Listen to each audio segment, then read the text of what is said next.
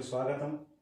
ఈరోజు మనకు ముఖ్య అతిథిగా ఎంఆర్పిఎస్ అనంతపురం జిల్లా వైస్ ప్రెసిడెంట్, సామాజిక కార్యకర్త, ఉద్యమ నేత తలారి వెంకటేష్ గారు మనతో పాటు ఉన్నారు ఈరోజు మన స్టూడియోలో. ఈరోజు ఆయనతో మనం ముఖాముఖి తీసుకుంటున్నాం. సార్ నమస్తే. Sir good morning sir. Jaibhim sir, I news GTL వారికి. సార్ మీరు ఎంతవరకు చదువుకున్నారండి? సార్ నేను డిగ్రీ డిస్కంటిన్యూ చేసిన సార్. గుంటకల్లోనే నా విద్యాభ్యాసం అంతా జరిగింది సార్.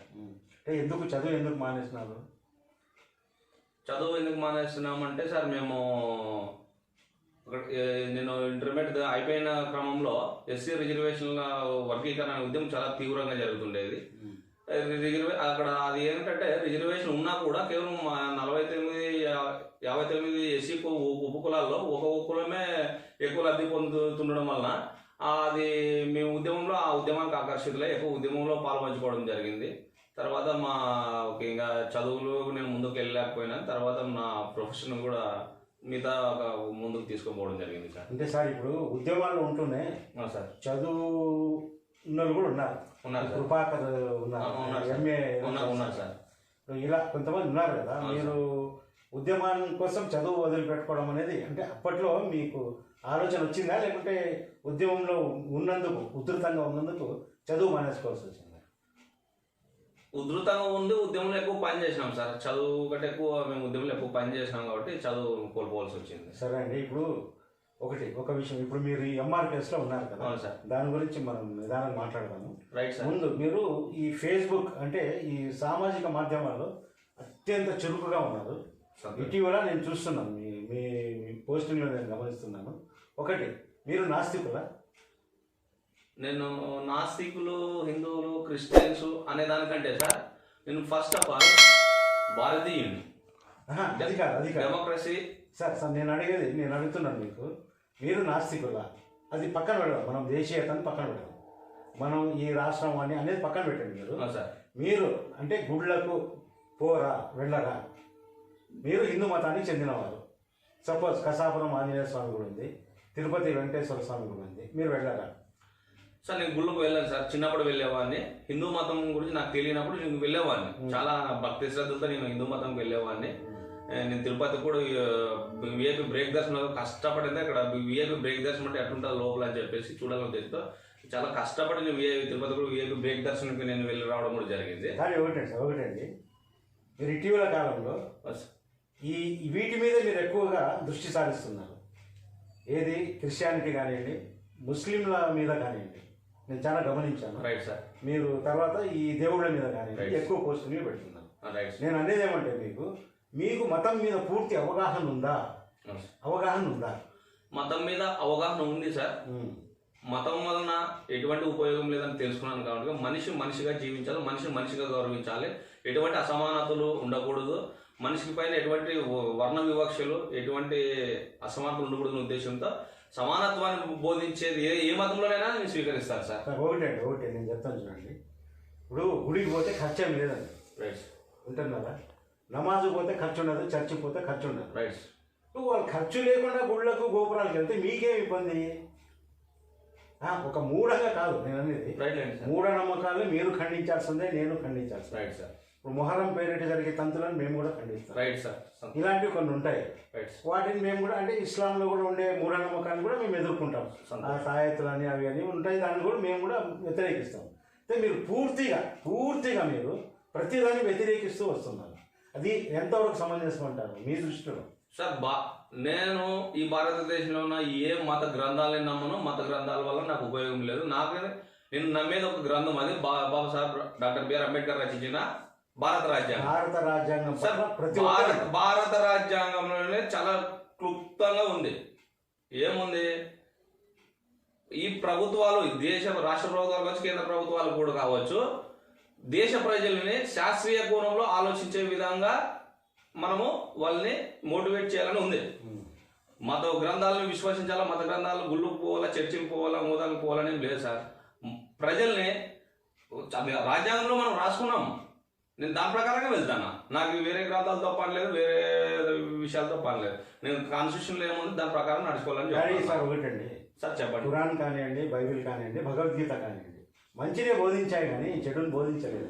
సార్ నేను మతాల్ని ద్వేషించను. మతం పేరుతో జరుగుతున్న దోపిడీని, మతం పేరుతో జరుగుతున్న వివక్షతని, మతం ముందు పెట్టి జరుగుతున్న క్రూరత్వాన్ని 100% వ్యతిరేకిస్తా. భవిష్యత్తులో నేను వ్యతిరేకించి విమర్శించడం వల్ల నా మీద దాడులు జరగవచ్చు, నా మీద అక్రమ కేసులు పెట్టవచ్చు. I will face it. నాకు ఎవరు అండగా ఉండకపోయినా నాకు బాబాసాహెబ్ ఇచ్చిన రాజ్యాంగం అండగా ఉంటుంది. ఇప్పుడు నేను ఎదుర్కొంటాను. రైట్ అండి. ఈ నాస్తికవాద ఉద్యమంలో గతంలో గోరా గారు చేశారు, చాలా ఫేమస్. గోరా గారు ప్రపంచవ్యాప్తంగా ప్రసిద్ధిగాంచింది సార్. ఇప్పుడు మీరు అంటే మీరు ఒక్కరే ఇట్లా ఉన్నారా ఇక్కడ, లేదంటే మీరు ఏదైనా ఒక గ్రూప్, ఈ నాస్తిక సంఘం అనేది ఏదైనా గ్రూప్ ఉందా సార్? నేను కొద్దిగా సమాజంలో తిరిగి సమాజ పరిస్థితులన్నీ పరిశీలించిన తర్వాత, ముఖ్యంగా పూలే అంబేద్కర్ గారి పుస్తకాలు చదివిన తర్వాత, అలాగే పెరియార్ రామస్వామి నాయకర్ గారు, అలాగే కొందరు మహానుభావులు ఉన్నారు, సంత రవిదాస్ గారు, వీళ్ళందరూ ఉన్నారు. వీళ్ళందరూ వీళ్ళ పుస్తకాలు జీవిత చరిత్రలు చదివిన తర్వాత నేను జ్ఞానవంతులుగా బతకాలి. జ్ఞానవంతులుగా ఉండాలంటే ఏమిటి? మొట్టమొదటిగా ఉండాల్సింది ఏ మనిషికైనా మహిళకైనా ఎవరికైనా చదువు ఉండాలి. చదువుతో పాటు ప్రతి ఒక్కరు సమానత్వమైన మనకు ఆలోచన ఉండాలి. ఇవన్నీ అక్కడ వాళ్ళ జీవిత చరిత్రలో ఉన్నాయి కనుక వాళ్ళ చూపించిన మార్గంలోనే వెళ్తున్నాను. ప్రస్తుతానికి నాతో పాటు కొందరు ఉన్నారు, అంటే నా ఆలోచన విధానంతో బాబాసాహెబ్ అంబేద్కర్ గారి, పూలే అంబేద్కర్ ఆ భావజాలంతో ముందుకు నడిచే వ్యక్తులు మా మిత్రులు ఉన్నారు. మేము ఏమైనా ఇట్లాంటి విషయాల్లో కలిసి చర్చించుకుంటాము, కలిసి కార్యక్రమాలు ఏదైనా చేస్తుంటాము. ఎగ్జాంపుల్, ఈ డాక్టర్ బాబాసాహెబ్ అంబేద్కర్ గారు మనకి భారత రాజ్యాంగం అమలు కాకముందు మనుస్మృతి అనేది ఒక దుర్మార్గమైన, మహిళలకైతే మనిషిగా చూడని ఆ చట్టం ఉండేది మనుస్మృతిలో. ఆ చట్టాన్ని బాబాసాహెబ్ అంబేద్కర్ గారు కాల్చి బూడిద చేశారు. కాబట్టి ఈ నెల 25వ తేదీ ఆ కార్యక్రమం ఉంది, డిసెంబర్ 25 కార్యక్రమం ఉంది. ఆ కార్యక్రమం చేస్తాం. మేమేమి ఈ దేశం మాది. దేశంలో ఎవరికేం అన్యాయం జరిగినా, ఎవరు నష్టపోయినా మేము బాధపడాల్సింది మేము సమాజం పట్ల మేము బాధ్యత ఉంది కనుక మేము ఇలాంటివి చేస్తాం. మా మీద కొన్ని దాడులు జరగవచ్చు, మా మీద అక్రమ కేసులు పెట్టవచ్చు, ఇవన్నీ యాజ్. ఎందుకంటే అలా అంటే గాంధీ గారి మీద కూడా కేసులు పెట్టారు, ఆయన స్వతంత్రం కావాలన్నందుకు. కాబట్టి మంచి కార్యక్రమం చేసే టైంలో ఇవన్నీ వస్తుంటాయి, ఫేస్ చేస్తాం. సార్ ఇప్పుడు ప్రసక్తి మనుస్మృతి గురించి వచ్చింది, మన ధర్మం గురించి మాట్లాడతారు సార్. నిజమే మీరు అన్నట్లు చాలా అవలక్షణాలు గతంలో, అంటే అప్పటి పరిస్థితులను బట్టి అది రాయించడము, రాజులే రాయించి అలా జనాల మీద రుద్దడము జరిగి ఉంటుందని.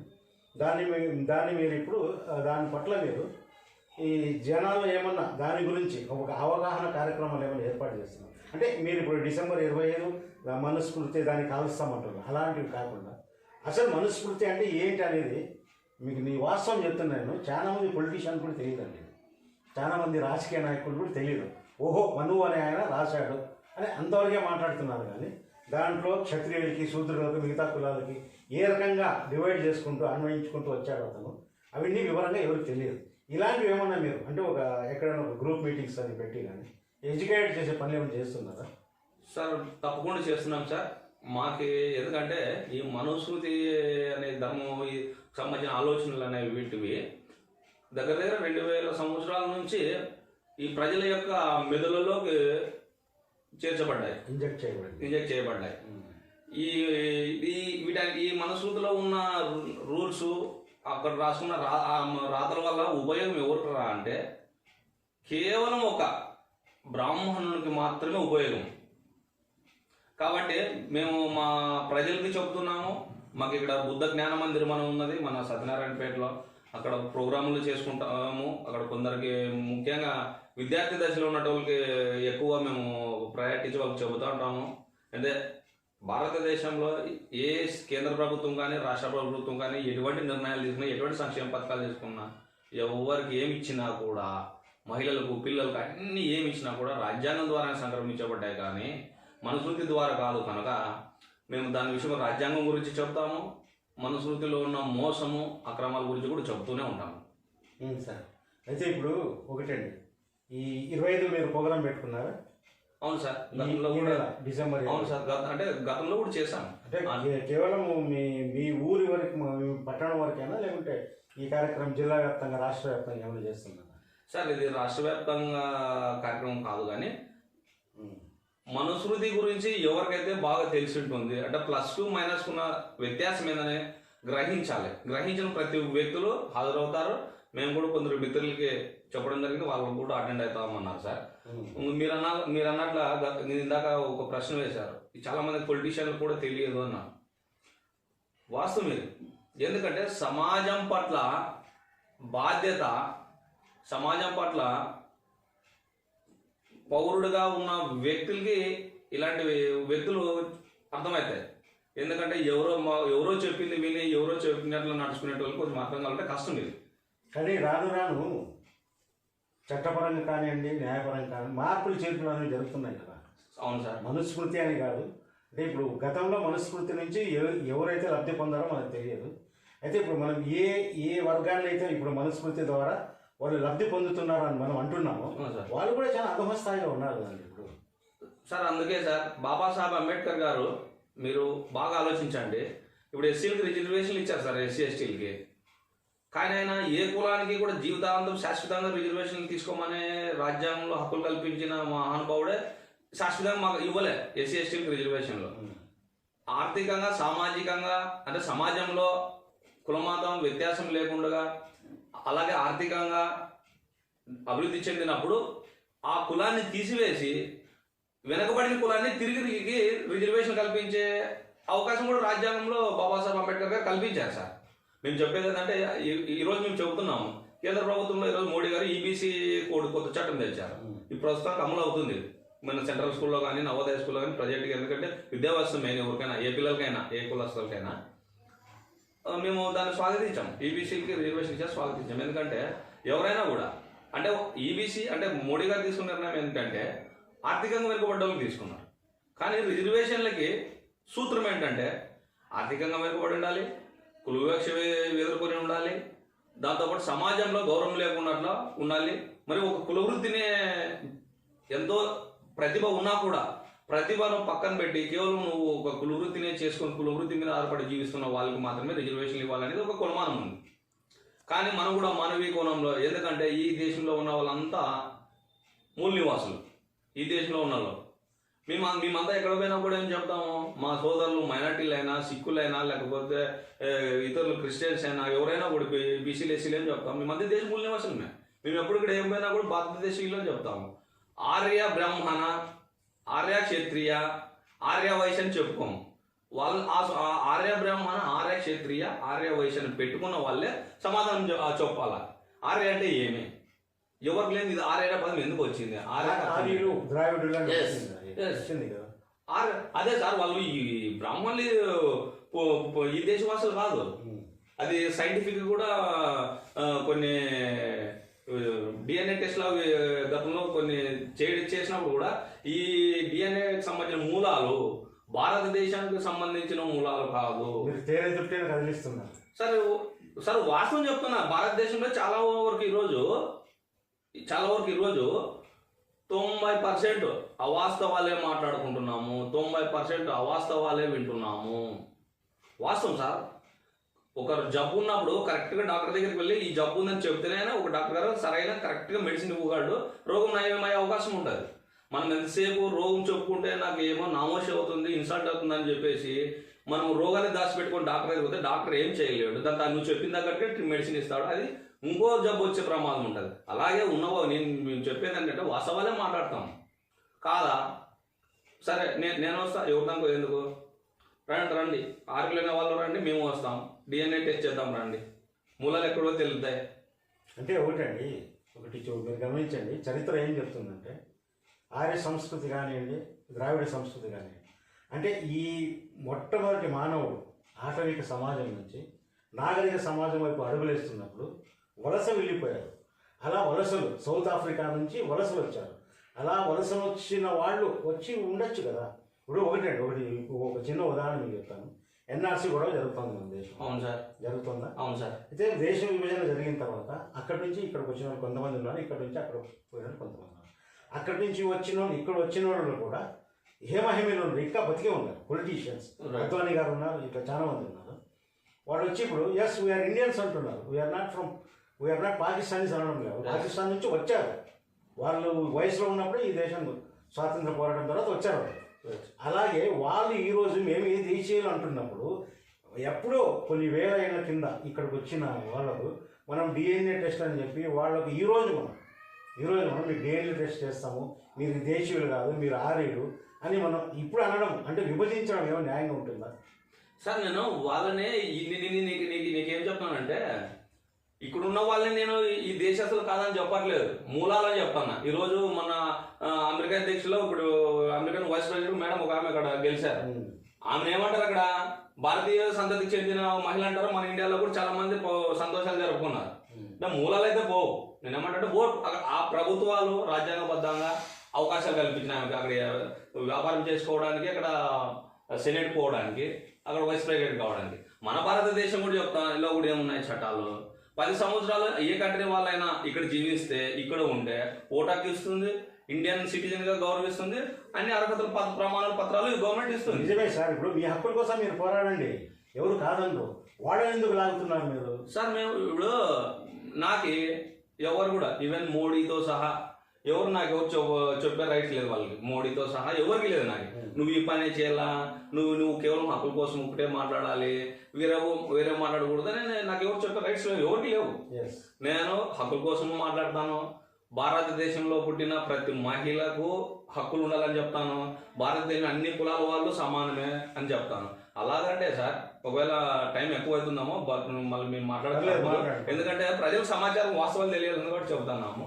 సార్ భారతదేశంలో ఈరోజు 16th December 2020 ఈ రోజు వరకు కూడా ఈ దేశంలో అత్యధిక జనసంఖ్య ఉన్నది బహుజనులు, అంటే బీసీ సోదరులు. దగ్గర గతంలో వేసిన కమిషన్ రిపోర్ట్ ప్రకారంగానే వాళ్ళు 55% అన్నారు. 50 బీసీ మొత్తం దేశం మొత్తం మీద జనాభాలో 55% అన్నారు. ఈరోజు ఈ కేంద్ర ప్రభుత్వంలో కానీ ఏ రాష్ట్ర ప్రభుత్వాలు కానీ చెప్పవచ్చు. ఇంతవరకు సార్ భారతదేశంలో సుల్భా కాంప్లెక్స్లు టాయిలెట్లు ఎన్ని కట్టారో ప్రభుత్వంతో లెక్కలు ఉన్నాయి. పశువులు ఎన్ని ఉన్నాయో, ఏ పశువులు ఎన్ని ఉన్నాయో లెక్కలు ఉన్నాయి. అంటే చలనం లేని వస్తువులన్నిటికీ లెక్కలు ఉన్నాయి. కానీ ఈరోజు స్పెసిఫిక్గా భారతదేశంలో ఉన్న బీసీల జనాభా ఇన్ని కోట్లని నిర్ధారించాక ఏమైనా ఉంటే చెప్పమనండి. ఒకటి ఎగ్జాంపుల్ ఇదొకటి. అంటే గత ప్రభుత్వాలు చేసిన పొరపాటు చెప్తాను, అంటే బాధ్యత లేదు కాబట్టి చెప్తాను. గతంలో రామారావు గారు కూడా వాళ్ళు అప్పుడున్న మండల్ కమిషన్ 55% ఉన్నారు, వీళ్ళకి 55% రిజర్వేషన్ ఇవ్వాలని కేంద్ర ప్రభుత్వంలో అప్పుడు పెడితే, అప్పుడు దగ్గర 55% జనాభా రికార్డు ఎంక్వైరీ కమిషన్ చెప్తే కేవలం 25% వాళ్ళకి రిజర్వేషన్ కల్పించడం జరిగింది. అది కూడా ఇప్పుడు స్వతంత్రం వచ్చిన తర్వాత కమిషన్ వేసి రిపోర్ట్లు వేస్తే అంటే వాళ్ళకి ఇవ్వకూడదు అని వాంటెడ్ దాచిపెట్టడం అనమాట. అంటే హక్కులు ఇవ్వాలా, వాళ్ళకి ఫలాలు ఇవ్వాలా, అంటే ఉన్న వ్యక్తికి సమానంగా ఆర్థికంగా అన్ని రకాలుగా ఎదగాలన్న ఒక ఆలోచనతో ఇచ్చేవి రిజర్వేషన్లు. కానీ ఇప్పుడు దగ్గర మనకు తెలుసు 1992 నుంచి ఇంప్లిమెంట్ అయింది బీసీ రిజర్వేషన్లు. కానీ ఒకటి రైట్, మీరు చెప్తున్నారు నిజమే. కానీ మీరే అన్నారు కదా, ఇంతమంది ఉన్నాం మేము, ఇన్ని కోట్ల మంది ఈ దేశంలో ఉన్నాము, మాదే మెజారిటీ ఉంది అంటే అందరినీ కలుపుకుంటే ఎస్సీ బీసీ మైనారిటీ అందరినీ కలుపుకుంటే రాజ్యాధికారం మీకు వస్తుంది. మరి ఎందుకు ఆ దిశగా ప్రయత్నాలు జరగలేదా? ఎందుకు ఇప్పుడు వ్యవస్థలో నామినల్గా ఉన్న ఒకే ఒక వర్గం ఎందుకు అధికారాన్ని చెలాయిస్తుంది? ఎందుకు మీరంతా వెనకబడి ఎందుకున్నారు? రాజ్యాధికారం వరకు మీరు ఎందుకు వెళ్ళలేకపోతున్నారు? సార్ మంచి ప్రశ్న అడిగారు, సంతోషము. మేము కొంచెం బ్రీఫ్ ఆన్సర్ ఇస్తారు దీనికి. సరే, భారతదేశంలో స్వతంత్రం వచ్చిన తర్వాత ప్రతి ప్రశ్నకి, ప్రతి ఒక్క ఆలోచనకి సమాధానం అంబేద్కర్ గారు ఇచ్చిపోయినారు, తయారు చేసి పెట్టిపోయినారు. దాన్ని ఫాలోఅప్ చేస్తే చాలు మా బహుజనం మేమంతా. వేరే కొత్తగా ఏం పెద్దగా తయారు చేసి కష్టపడాలని పని కూడా లేదు.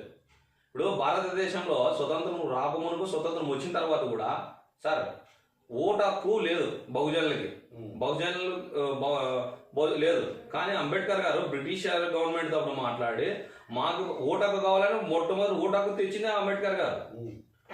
ఏమి సార్, అప్పటికి కొందరు ఓటు విలువ తెలియని వాళ్ళు, మా సోదరులు కూడా మనకెందుకయ్యా అంబేద్కర్ గారు ఈ ఓటు హక్కు, మనం ఏం చేస్తాం, తినేకి గంజి లేదు నీళ్ళు లేదు అన్నారు.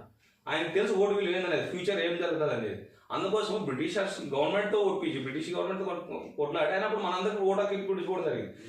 ఈ బ్రిటిషర్స్ అయినా హ్యుమానిటీతో వాళ్ళంతా మనకి చదువు కోసము, ఓటు హక్కులు అన్ని ఇచ్చిపోతే ఇదే భారతదేశంలో ఉన్న వాళ్ళు, ఇది రికార్డు, నేను చెప్పింది కాదు. పార్లమెంట్లో రికార్డులు ఉన్నాయి, ఇవన్నీ రౌండ్ టేబుల్ సమావేశాల్లో డిబేట్ జరిగినప్పుడు ఇవన్నీ రికార్డులు ఉన్నాయి. నేను కల్పించుకొని చెప్పేదేం కాదు. ఇదే గాంధీ గారు కానీ హిందువులు ఇప్పుడు ఎక్కువ ఇప్పుడు మీరు అన్నారే ఇందాక వెంకటేష్ గారు మీరు హిందూ మతాన్ని వ్యతిరేకిస్తాను. హిందూ మతాన్ని నేను వ్యతిరేకించాను, మహమ్మదీయుల మతాన్ని నేను వ్యతిరేకించాను. ఆ పేరుతో జరిగే వ్యవస్థని అక్రమాలు మాత్రమే వ్యతిరేకిస్తాను. First of all sir clarity ప్రజలకి, ఎందుకంటే మిస్అండర్స్టాండింగ్ చేసుకోకూడదు కాబట్టి చెప్తాను. ఇప్పుడు మనకి ఇన్ని వనరులు ఉన్న దేశంలో మీరు చెప్పారు రాజ్యాధికారం సాధించుకోవచ్చు కదా అని. బాబాసాహెబ్ అంబేద్కర్ గారి వల్ల విద్య వచ్చింది మాకు. విద్య వచ్చినప్పుడు ఎట్లా ఉంది విద్య? మేము పొద్దున్న లేస్తేనే విద్య మా పిల్లలు కానీ లేకపోతే స్కూల్లో ఎగ్జామ్ రాసేపోయే టైంలో కానీ ఉద్యోగం వచ్చిన తర్వాత కూడా ఈ రోజు వరకు కూడా ఇంత 4G 6G టెక్నాలజీ వాడడం కాలంలో కూడా ఏం చేస్తారు మా వాళ్ళు చాలా మటుకు పొద్దున్న లేస్తేనే ఏదో ఒక దేవుడి పేరు తలుచుకుంటారు, లేదా ఎగ్జామ్ రాసేకపోతే గుడికి పోతారు. నేను చెప్పేది ఏంటంటే గుడికి పోతే నీకు వస్తుందా? ఇంట్లో శ్రద్ధగా చదువుకుంటే ఎగ్జామ్కి నువ్వు ఆన్సర్ రాయగలవు. ఫస్ట్ ఆఫ్ ఆల్ అంటే ఇది సైంటిఫిక్గా ప్రజలు సైంటిఫిక్గా ఆలోచన చేయాలి. అంటే మాకు అలాగనే మీరు చెప్పినట్టు మేము ఎక్కువ మంది ఉన్నాము, కానీ మా ఓటు మేము ఎలా ఉపయోగించుకోవాలి అది తెలియడం లేదు. వీళ్ళు చెప్పే క్రమం చేసినా కూడా వాళ్ళు మా సోదరులకి త్వరగా దాన్ని అర్థం చేసుకునే పరిస్థితి లేదు. ఉన్నా కూడా మాకున్న ఆర్థికమైన ఇబ్బందుల వల్ల కొన్ని చోట్ల కొందరు కొన్ని పార్టీలకు లొంగిపోతున్నారు. సరే సార్, ఇప్పుడు మీరు ఎంఆర్పిఎస్ జిల్లా ఉపాధ్యక్షులు, వైస్ ప్రెసిడెంట్ సార్ కదండి. ఇది కూడా అంటే ఈ పార్టీలు ఎంఆర్పిఎస్ అని ఎంఎస్ఎస్ అని రైట్ సార్ ఇలా కొన్ని ఒకే తాటి మీద రావచ్చు కదా, ఎందుకు చీలికలు పేలికలు అయిపోయారు? అంటే ఆధిపత్యమా? అంటే ఇప్పుడు నేను పేర్లు ప్రస్తావించదలుచుకోలేదు. నేను గమనిస్తున్నాను గత 20 ఏళ్ళ నుంచి నేను హైదరాబాద్ కేంద్రంగా ఒక పత్రికలో నేను పనిచేశాను. అప్పుడు ఉమ్మడి రాజధానిలో నేను ఉన్నాను కాబట్టి ప్రతి ఒక్క నాయకుడితో నాకు సంబంధాలు ఉన్నాయి, పరిచయాలు ఉన్నాయి. నేను చూస్తూ పోయాను. ఒకసారి నాకు అనిపించేది ఆధిపత్య పోదేమో ఇది. ఇట్లా ఎందుకు ఒకే తాటిపై వచ్చి మీరు అన్నట్లు రాజ్యాధికారం సులభంగా వస్తుంది కదా చేస్తే. ఇప్పుడు మీ దాంట్లోనే మాల అని సపరేట్గా, మాది కానీ సపరేట్గా, ఇలా వర్గీకరణలో కొంచెం తేడాలు వచ్చి ఒకరి మీద ఒకరు ఆరోపణలు చేసుకోవడము, ఇలా చేయడం కన్నా రెండు ఒక తాటిపై వచ్చి ఎందుకు మీరు పోరాటాలు చేయలేకపోతున్నారు? అంటే బహుశా ఇది నేను రాష్ట్ర నాయకత్వం అడగాల్సిన ప్రశ్న మిమ్మల్ని ప్రశ్నిస్తున్నాను. మీకేమైనా అర్థమైందా? సార్ మాకు అర్థమైంది. మీ ద్వారా మా బహుజన సమాజానికి నేను స్పష్టమైన ఒక సమాధానం చెప్పదలుచుకున్నాను సార్ మీ ద్వారా. సార్ ఇక్కడ ఎస్సీలోనూ ఎవరి మీద గొడవ పడడం లేదు, ఇది కొందరు రాజకీయ నాయకుల యొక్క కుట్ర. సార్ బాబాసాహెబ్ అంబేద్కర్ గారు రిజర్వేషన్లు ఇచ్చిపోయినారు మాకు, షెడ్యూల్ కులాలలో కూడా ఎందుకు ఇచ్చినారు అంటే ఇప్పుడు మిగతా వాళ్ళతో లేకుండా మాకెందుకు ఇచ్చినారు రిజర్వేషన్లు అంటే ఆర్థికంగా సమాజంలో అన్ని రకాలుగా వెనుకబడ్డాం కాబట్టి సమాన స్థాయికి చేరుకునే దానికోసం ఉపయోగపడతాయి రిజర్వేషన్లు అనేవి. అట్లీస్ట్ ఏంటి మా ప్రాతినిధ్యం ప్రతి ప్రభుత్వ కార్యాలయం ఉండాలి. ఇప్పుడు పార్లమెంట్ వ్యవస్థ ఉంది, అసెంబ్లీ వ్యవస్థ ఉంది. అసెంబ్లీలో మా వర్గాలకు సంబంధించిన వాయిస్ వినిపించాలంటే ఏంటి, మాకు అక్కడ మేము ఈ వర్గాలతో పోటీ పడిపోయి అక్కడ మా వాయిస్ వినిపించలేము కనుక మా వాయిస్ వినిపించేది అంటే రిజర్వేషన్ అంటే అక్కడ మా ప్రాతినిధ్యం ఉండాలి అనేది మెయిన్ సబ్జెక్ట్ అక్కడ. అంటే మా వర్గాల తరఫున అక్కడ అసెంబ్లీలో కావచ్చు, పార్లమెంట్లో కావచ్చు మా వాయిస్ వినిపించాలి. అలాగే ప్రభుత్వ రంగ సంస్థలలో అంటే మా తరఫున అక్కడ మా ఉండాలి ఒక వ్యక్తి ఉద్యోగంలో అనేది రిజర్వేషన్ అనేది మెయిన్ కాన్సెప్ట్. ఇలా ఇచ్చిపోయినాడు అంటే అసమానతల్ని సమానత్వం చేసేదే రిజర్వేషన్ అనేది.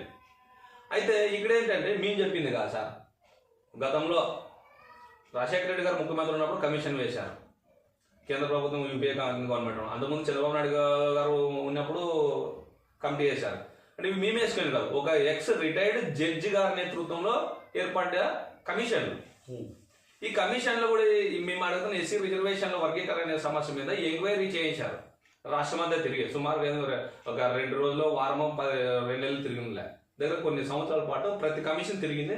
ప్రతి కమిషన్ కూడా ఏమి ఇచ్చిందంటే ఎస్సీ కులాలేమో 59 ఉన్నాయి, కానీ ఎస్సీ కోటా ఎంత 16% ఉంది రిజర్వేషన్. ఈ 16%లో అన్ని కులాలలో ఉద్యోగాలలో లబ్ధి పొందినాయా, ఎంఆర్ఓ ఆఫీస్లో రిక్రూట్మెంట్ చేసినప్పుడు ఈ కులాలన్నీ కూడా అక్కడ ప్రాతినిధ్యం ఉన్నాయా అని అంటే అన్ని డిపార్ట్మెంట్లో క్యాల్కులేట్ చేస్తే లేవు. అక్కడ కేవలం ఇవన్నీ ఒక వర్గమే తీసుకున్నాం సార్. ఒకటండి, అందువల్లనే అందువల్లనే మేము ఈ ప్రోగ్రామ్ చేసి వచ్చింది.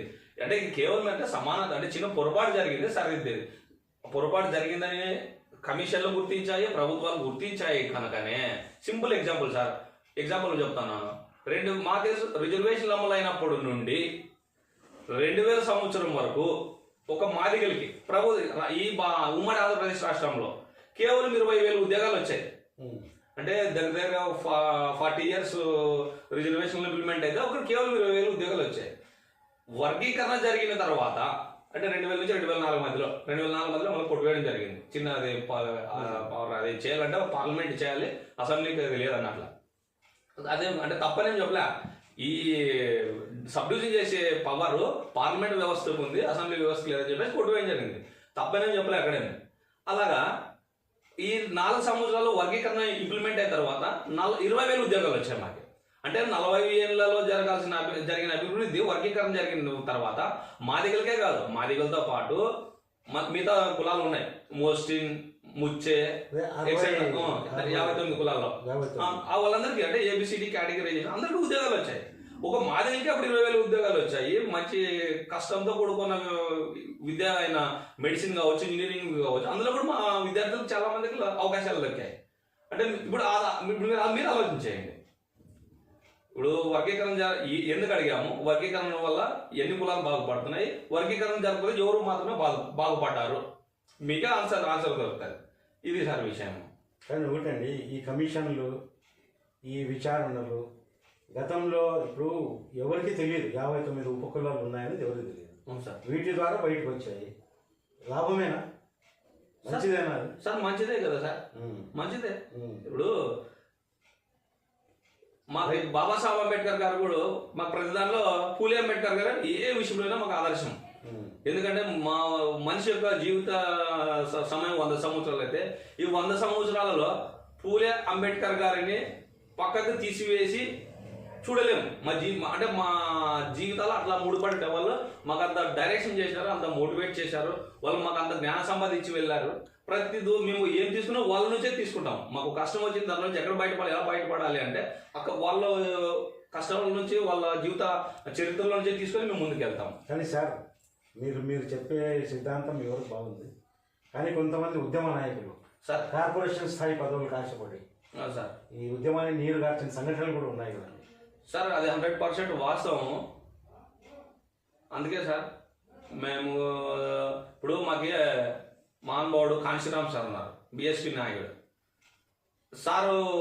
ఢిల్లీ నుంచి కాశ్మీర్ దాకా సైకిల్ మీద తిరిగాడు. ఆయన పాదయాత్ర చేసి ఒక జాతీయ పార్టీని స్థాపించి అధికారంలో కూడా ఉత్తరప్రదేశ్లో అధికారంలో కూడా తీసుకురావడం జరిగింది. కానీ వాళ్ళ మీద కూడా అవినీతి ఆరోపణలు వచ్చాయి సార్. అవినీతి మేడం గారి పైన సార్ విగ్రహాలు పెట్టడము, తన విగ్రహాలు బతుకున్నప్పుడే పెట్టుకోవడం సార్, విగ్రహాలు కోట్ల రూపాయల స్కాములు సార్. మేము చెప్తున్నాము, మేము సూటిగా అడుగుతున్నాము. భారతదేశంలో ప్రతి మహిళకు విద్య వచ్చిందంటే ఒక బాబాసాహెబ్ అంబేద్కర్ గారి వల్ల, సావిత్రిబాయి పూలే గారి వల్ల, ఒక సెకండ్ విగ్రహాల గురించి వచ్చింది కూడా చెప్తాను. ఈ రోజు ప్రతి మహిళ చదువుకుంటుంది, ప్రతి మహిళ ఉద్యోగం చేస్తుంది. భర్తతో పాటు భార్య, మగ వ్యక్తితో పాటు ప్రతి మహిళ సమానం అనే ఈక్వాలిటీ తెచ్చింది ఒక్క సావిత్రిబాయి పూలే గారు. అలాగే సార్, సార్ అదే చెప్తున్నా, ఇంత ఈక్వాలిటీ తెచ్చిన వాళ్ళు విగ్రహాల కంటే ఏం సార్, ఈ దేశానికి నెహ్రూ ఏం చేసినాడు సార్? చైనాకి సుమారు కొన్ని వేల కిలోమీటర్ల ల్యాండ్ని వదిలేసినాడు. ఇవి చాలా ఎక్కువ డిబేట్ అవుతుంది. ఈరోజు పాకిస్తాన్ ఇక్కడ కాశ్మీర్ గొడవకి కారణం ఎవరు సార్? నెహ్రూ కాదేం సార్? అది మనం ఓపెన్ అలాగే సార్. ఇప్పుడు విషయం చెప్తున్నా, వాళ్ళు విగ్రహాలు పెట్టుకుంటే లేని అక్కడ ఒక విచిత్రమైన దాడులు జరిగే రాష్ట్రం అది ఉత్తరప్రదేశ్ లో. దాడులు ఎవరు అభిమానులు పెట్టుకుంటారు సార్, తప్పేముంది సార్? కానీ రాష్ట్ర ప్రభుత్వమే అప్పుడు ఆమె అధికారంలో ఉన్నట్టు పెట్టారు సార్. రాష్ట్ర ప్రభుత్వం పెట్టింది ఎటువంటి ఆధారం లేదు సార్. మేము చాలా స్కాములు జరిగాయి, బయటకు వచ్చాయి కదా సార్. స్కాములు జరిగిందంటే ఒక దళిత ముఖ్యమంత్రి సార్, భారతదేశానికి గుండెకాయ లాంటిది ఉత్తరప్రదేశ్ రాష్ట్రం. అది రాష్ట్రం అనేది అది ఒక మినీ దేశం, అది అంత పెద్ద దేశం. ఈరోజు 80 ఎంపీ పార్లమెంట్ స్థానాలు ఉన్నాయి, అంత పెద్ద రాష్ట్రం అది.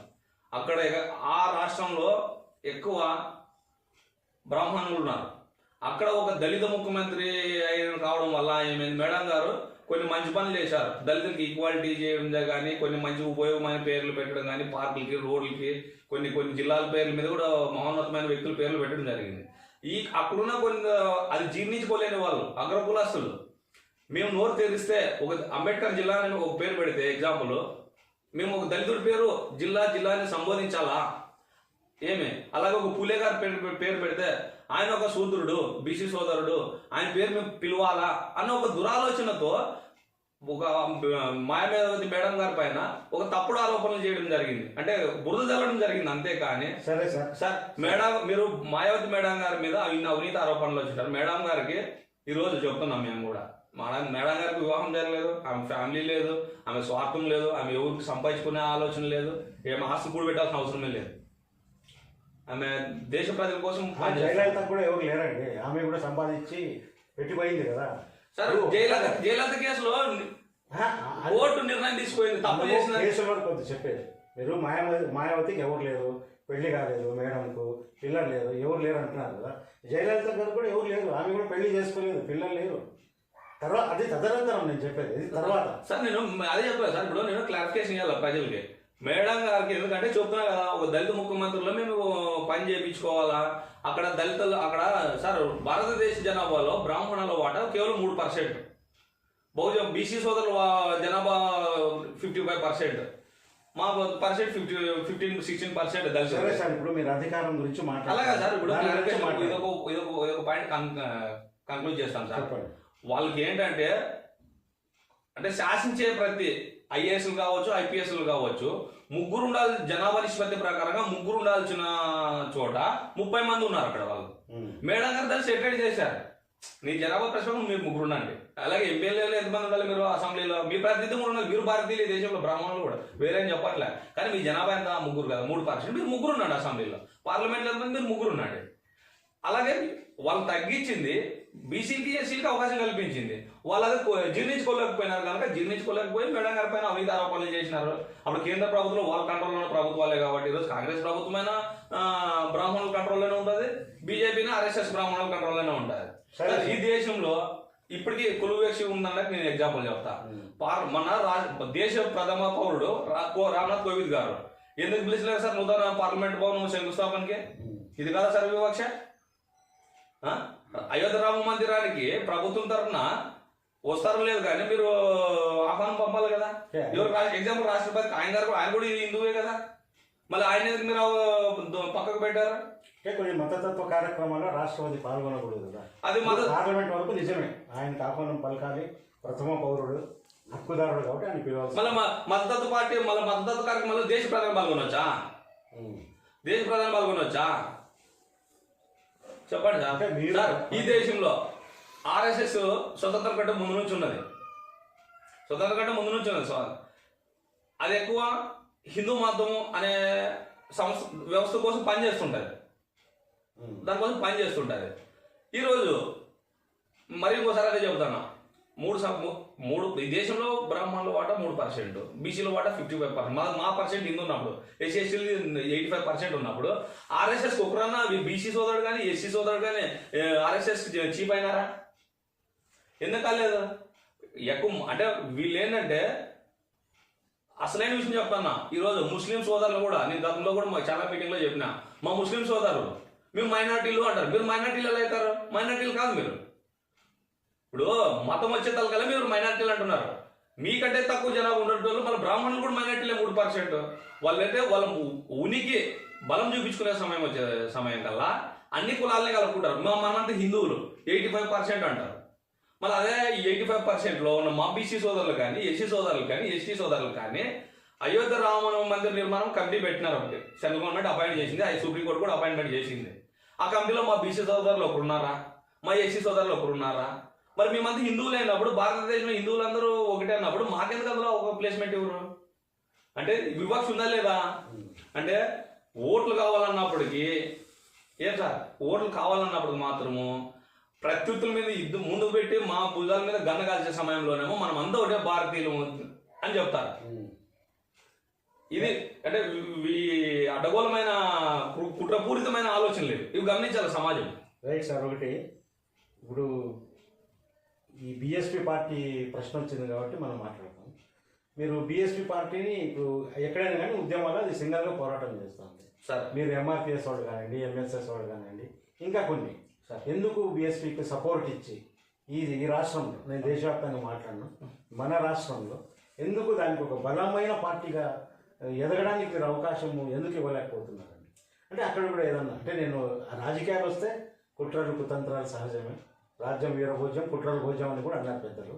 అక్కడ ఏదన్నా ఆధిపత్యం కోసమా లేకుంటే అలా ఏమైనా జరుగుతుందా? ఇప్పుడు ఉదాహరణ నేను అంటానండి, ఈ ముస్లిమ్స్ వరకు వస్తే ఉనికిలో ఉండేది ఎంఐఎం పార్టీ, మజ్లిస్ ఇత్తేహాద్ ముస్లిం. దానికి కొంతమంది గతంలో ఏమన్నారు మతతో పాటు అలా అనుకుంటూ వచ్చారు. ఇప్పుడు ఈ మధ్య కాలంలో ఏమవుతుంది, మొగ్గు చూపుతున్నారు కదా, కనీసం సపోర్ట్ చేయని వాడు కూడా అటువైపు చూస్తున్నాడు. ఉదాహరణ మేమంతా సెక్యులరిస్ట్ అనుకుందాం, మనం చూడమనుకోండి ఆ పార్టీ. కానీ ఇటీవల కాలంలో కొన్ని సంఘటనలు అటువైపు కూడా మనకు చూసే సందర్భం కలిగిస్తుంది. అలాగా బీఎస్పీని మీరంతా కలిసి ఎందుకు ఒక స్టాండ్ బై ఇవ్వలేకపోతున్నారు రాష్ట్రం? ఇవ్వచ్చు కదా, మీరే అన్నారు కదా మేము ఇంతమంది ఉన్నాము, ఇన్ని వేల మంది ఉన్నాము, మా జనాభా ఇంత ఉంది, రైట్? ఈ బీఎస్పీ పార్టీ కానివ్వండి అంబేద్కర్ గారిని అభిమానిస్తుంది, అదే రాజ్యాంగాన్ని చదువుతుంది, అవే సిద్ధాంతాల మీద పోరాటం చేస్తుంది.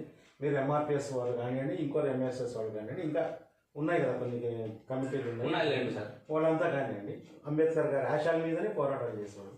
ఎందుకు ఒక పార్టీ, ఉనికిలో ఉండే పార్టీ, ఆల్రెడీ అధికారాన్ని చవి చూసిన పార్టీకు ఇక్కడ కూడా మీరు ఒక బలమైన శక్తిగా ఎందుకు మీరు పుషప్ ఇవ్వలేకపోతున్నారు సార్? ఒక రాజకీయ కోణంలో చెప్పండి, మతం గురించి మాట్లాడద్దండి సార్. సార్ ఇక్కడ ఏంటంటే సార్, మా బహుజనులకు అంటే బీసీ సోదరులకైనా ఎస్సీ సోదరులకైనా రాజకీయ చైతన్యం అనేది లేదు. ఇంకా ఫ్రాంక్గా చెప్పాలంటే ఓటు విలువ అసలుకి తెలియదు, ఓటు ఎలా ఉపయోగించుకోవాలి కూడా తెలియదు. ఫస్ట్ ఆఫ్ ఆల్ అది అక్కడ వచ్చింది లోపం. దానికి అందులో మా లోపాలు కూడా ఉన్నాయి. ఎందుకంటే తెలియని వాళ్ళకి తెలిసిన వాళ్ళు చెప్పాలా అంటే మా బాధ్యత, చెప్పడం మా బాధ్యత. అందులో మేము కొంచెం ఫెయిల్యూర్ అయినా వాస్తవం ఒప్పుకుంటాం. మీరు చెప్పినట్లు ఇంకోటి ఏంటంటే చిన్నవి భేదాభిప్రాయాలు ఉన్నాయి, వేరే వ్యక్తిగత ఏం లేవు. ఒక దగ్గర మాకు ఏ పార్టీ వాళ్ళతో కూడా అభిప్రాయం విభేదిస్తామే కానీ వ్యక్తులు విభేదించాము. అంటే అక్కడ చేసే చెడు పనులు విభేదించాం. అట్లా మా దాంట్లో కొన్ని ఉన్నాయి సార్. ఇలాంటి సీనియర్ జర్నలిస్టుల అభిప్రాయాలు తీసుకొని అలాంటి సరిదిద్దుకొని రాబోయే భవిష్యత్తులో మీరు చెప్పినట్లుగా కలిసి పనిచేసడానికి ప్రయత్నం చేస్తున్నాం సార్. ప్రస్తుతానికి మా రాష్ట్ర నాయకత్వం వాళ్ళు కూడా కొన్ని ఆ రకంగా చర్యలు తీసుకున్నాయి సార్. ఎగ్జాంపుల్ ఏంటంటే మేము ఎస్సీ వర్గీకరణ కోసం గతంలో మాకు చంద్రబాబు మేము ఎంతో పని చేశాము. ఆయనకు టీడీపీ ఉన్నప్పుడు ఆయన మా చెప్పులు కుట్టిండు, డబ్బు కొట్టిండు, ఇదే గుంటకల్లో ఈయన వచ్చి చెప్పు కొట్టి అన్నీ చేసిపోయాడు. కానీ మేమెంతో ఆయనకి తెలంగాణలో అతనికి పాదయాత్ర చేయకుండా తెలంగాణలో టీఆర్ఎస్ వాళ్ళు అడ్డుకుంటే తెలంగాణ ప్రజలు అక్కడ ఎంఆర్పిఎస్ అతనికి పూర్తిగా ముందు వెనక నిలబడి అడ్డకి నిలబడి పాదయాత్ర సక్సెస్ చేయించాము. ఆయన గవర్నమెంట్ వచ్చినాక మేము చిన్నది ఒక ప్రోగ్రామ్ పెడతామంటే విజయవాడలో మమ్మల్ని నిర్బంధించి అనేక రకంగా ఇబ్బందులు గురి చేసినాడు చంద్రబాబు ఎగ్జాంపుల్. తర్వాత ఏంటి మళ్ళా అమ్మనాబూతులు తిట్టిన మా సోదరులు కారం శివాజీ గారిని కానీ జుబుడు ప్రభాకర్ రావు గారికి కానీ కార్పొరేషన్ మీరు అన్నట్ల బిస్కెట్లు ఆ బిస్కెట్లు ఇచ్చి వాళ్ళని దగ్గర తీసుకున్నాడు. అంటే పని చేసిన వాళ్ళకేమో అడ్డంకులు కల్పించి ఇబ్బందులు గురి చేసిండు. అమ్మనాబూతులు తిట్టి వినరాని బూతులు తిట్టిన వాళ్ళకేమో పదవులు ఇచ్చిండు అనమాట. సరే అక్కడ పదవులు తీసుకున్నా కూడా మా సోదరులు ఎవరు మాకు బాధ లేదు, సంతోషము. రాజ్యాంగబద్ధంగా మాకు అంబేద్కర్ గారు ఇచ్చారు, మా సోదరులు తీసుకున్నా ఓకే, సంతోషం. మేము తీసుకున్నా ఓకే, దానిలో మాకు అట్లా ఏం లేదు. కాకపోతే ఆయన మాకు ఇచ్చిన కమిట్మెంట్ వర్గీకరణ చేస్తాను అన్నాడు. అలాగే బీజేపీ ప్రభుత్వం కూడా గతంలో అసలు మేము గవర్నమెంట్ రూల్ చేస్తే సెంట్రల్ గవర్నమెంట్లో 100 రోజుల్లో చేస్తామని మేనిఫెస్టోలో పెట్టినాయి. చంద్రబాబు కూడా పెట్టినాడు, మోసం చేసినాడు. ఇప్పుడు ఇద్దరు మోసాలు చూసినాము, అయిపోయింది. ఇంకా రైట్ సార్, మా భవిష్యత్తులో మీరు మీ సొంత ప్రణాళికతో ముందుకు పోవాలని, అందరినీ ఏకతాటిపై తీసుకురావాలని మేము మనస్ఫూర్తిగా కోరుకుంటూ ఒకసారి మీతో ఓపెన్ డిబేట్ మేము తప్పకుండా జరుపుతాము. మీ అభిప్రాయాల్ని మిగతా వాళ్ళని కూడా మేము ఆహ్వానిస్తాము సార్. అన్ని వర్గాల వాళ్ళని ఆహ్వానించి ఒక ఓపెన్ డిబేట్ పెడతాము. ఆ రోజు మీ అభిప్రాయాలు మీరు సొంతంగా చెప్పవచ్చు. మీ ఉద్యమంలో మీరు మరింత ముందుకు సాగాలని, మరింత ఎదగాలని, బహుజనులకు ఎస్సీ ఎస్టీ బీసీ మైనారిటీలు అందరికీ మీరు సహాయం చేయాలని, మీ సహాయ సహకారాలు అందించాలని మనస్ఫూర్తిగా కోరుకుంటూ ఈ కార్యక్రమానికి వచ్చి మీ అభిప్రాయాలు మాతో పంచుకోవడానికి thank you sir. Thank you very much. నమస్తే సార్. ఇది ఐ న్యూస్ ఈరోజు దళారి వెంకటేష్ గారితో తీసుకుంటున్న ఇంటర్వ్యూ. చూస్తూ ఉండండి. ఇలాంటి కార్యక్రమాల కోసం లైక్స్ ఇవ్వండి, షేర్ చేయండి. మీరు ఖచ్చితంగా మా ఛానల్ని సబ్స్క్రైబ్ చేయడం మర్చిపోదండి. Thank you sir. సార్ అవకాశం ఇచ్చినందుకు ఐ న్యూస్ ఛానల్ వాళ్ళకి, యాజమాన్యానికి, అలాగే మా బహుజన సమాజానికి జై భీమ్, జై పూలే, జై Bharat. Right sir. Thank you sir. Thank you sir.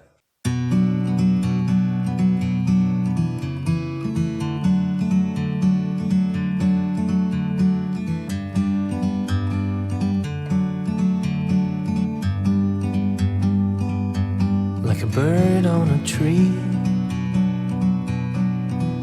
I'm just sitting here. I got time.